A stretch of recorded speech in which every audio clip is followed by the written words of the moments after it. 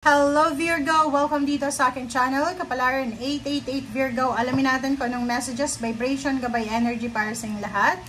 At ay weekly tarot reading para sa lahat ng Virgo. Pasensya na Virgo kung hanay na lahat ng mga barahan nyo. Kasi hindi ako pwedeng magpakita ng aking kamay dahil may sugat ang aking kamay. Hindi yan maganda para sa video. So, ito para sa inyo, weekly tarot reading Virgo. Okay? So, I hope na maintindihan nyo kung bakit hindi ko binabalasa. Kasi, hindi pwedeng makita yung kamay ko eh. Okay? So, Star. First card mo dito is Star. Boundaries. Love yourself enough to say no to others' demand on your time and energy. Okay. Virgo. First message mo for this week is kailangan mo ng boundaries. Siguro maraming mga pagkakataon sa buhay mo na palagi kang available. Parang ganun yun. Available. Always available ka. So, dito sinasabi ng badahan na this week, if ayaw mo, ayaw mo. Kung gusto mo, gusto mo. Okay? Mahalin mo yung sarili mo enough para iwasan, maglagay ng boundaries, maglagay ng harang para sa demands ng mga tao sa buhay mo. Okay? Time or energy, emotions, or anything.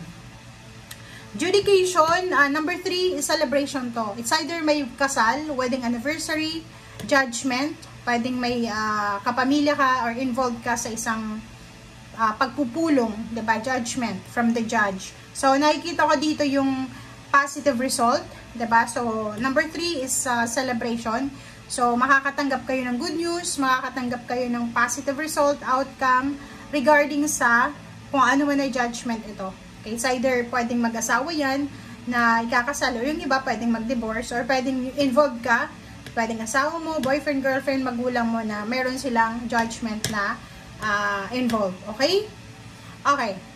Temperance, third deck tayo. First card mo dito is Temperance. Okay? So, kung makikita mo sa Temperance, sinasabi sa'yo ng barahan na sa linggong ito, mag-iingat ka. Be careful. Okay? Maging careful ka kasi pag masyado tayong aggressive, impulsive, aggressive, yung pagiging aggressiveness to eh. Impulsiveness, aggressiveness, and yung, anong tawag dyan? Yung gusto natin ipaglaban, yung kahit mali. Parang gano'n. Halimbawa, ayaw natin dahil sa pride yun eh, sa ego. Di ba? Parang egoistic energy. Na, halimbawa, alam mo sa sarili mo na mali ka, pero dahil sa ego, dahil sa ayaw mo, sa pride mo na ayaw kong mapagsabihan ng ganito ganyan, talagang ipaglalaban mo yung rights mo. But mag-iingat ka kasi dahil sa sobrang aggressiveness this week, pag nawalan ka ng pasensya, magkakaroon ka ng kaaway. It's either family members or yung boss mo or kung sino mang high ranking officer ito, or pwedeng police na umabot kayo dito sa demandahan. So mag-iingat ka. Yun ang kailangang pag-ingatan na. And pwedeng sumabog yung the tower mo. Tower is your foundation yan eh. Pwedeng dahil sa pagiging impulsive mo, aggressive mo, pwedeng maghiwalay kang mag-asawa. Pwedeng magkaroon ka ng kaso or pwedeng magkaroon ka ng kadebate na umabot sa barangay or sa police. Mag-iingat ka. Okay, Emperor, stability. Nakikita ko sa'yo dito na this week, if napagtagumpayan mo tong Temperance na ito, mapagtagumpayan mo yan, makukuha mo yung stability and balance dito. Diba? Yung magiging stable, powerful ka. So, yun. Kasi minsan, diba, pag umiwas tayo sa gulo, hindi yun ibig sabihin na, ano ka eh, mahina kang nilalang. Minsan, yung mga umiiwas na yan sa gulo, powerful yan.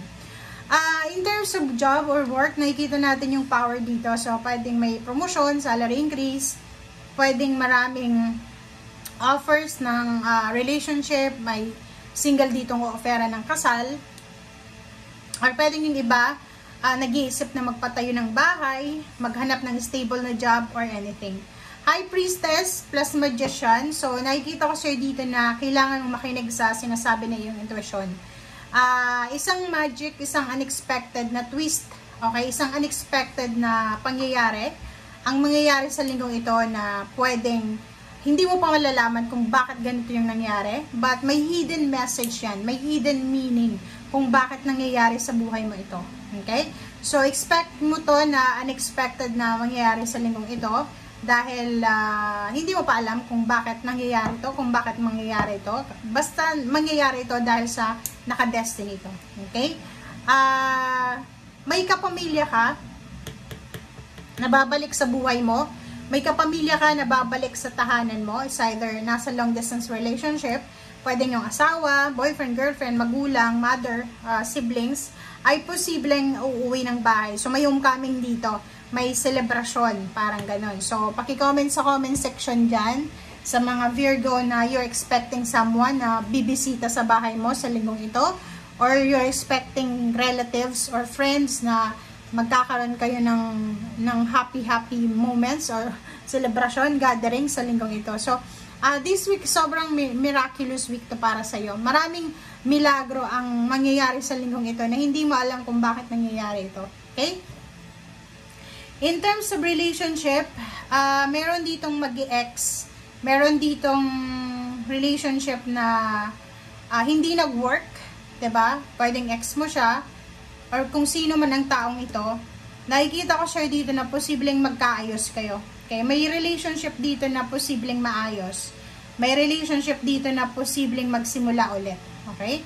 So, kung makikita mo dyan, isang relasyon ang posibleng maayos, isang relasyon ang pwedeng magsimula ulit, isang relasyon ang posibleng mag-level up, pwedeng ikasal, pwedeng mag-move in together, or kung ano pa man. Okay. So, sa usapin naman na pera, siguro maraming mga issue sa pera. Kailangan mo ng pera, kailangan makaipon ng pera, kailangan makalikom ng pera. Siguro sa usaping pera, medyo heartbroken ka. Okay? Pwedeng heartbroken ka kasi siguro may demand ka na hindi mo nakuha, or siguro na layoff ka, na terminate ka sa trabaho mo, nawalan ka ng trabaho, or pwedeng inalis ka dahil sa poor workmanship, parang ganon, di ba? So, nakikita ko siya dito na magkakaroon ka ng parang offer. So, pwedeng nawalan ka ng trabaho pero magkakaroon ka ng another offer na pwedeng mapasukan ng trabaho, na pwedeng malaki yung sweldo. Pwedeng ang trabaho ito, eto talaga yung wini-wish mo, eto yung pinapangarap mo, eto yung dinidream mo talaga. Okay? So, good luck sa'yo kasi maganda to eh. Parang isang pinto ang nagsara para sa'yo. Pwedeng medyo painful yan sa'yo. And hindi mo alam kung bakit nangyari yon, but everything happens for a reason, and may rason talaga yan.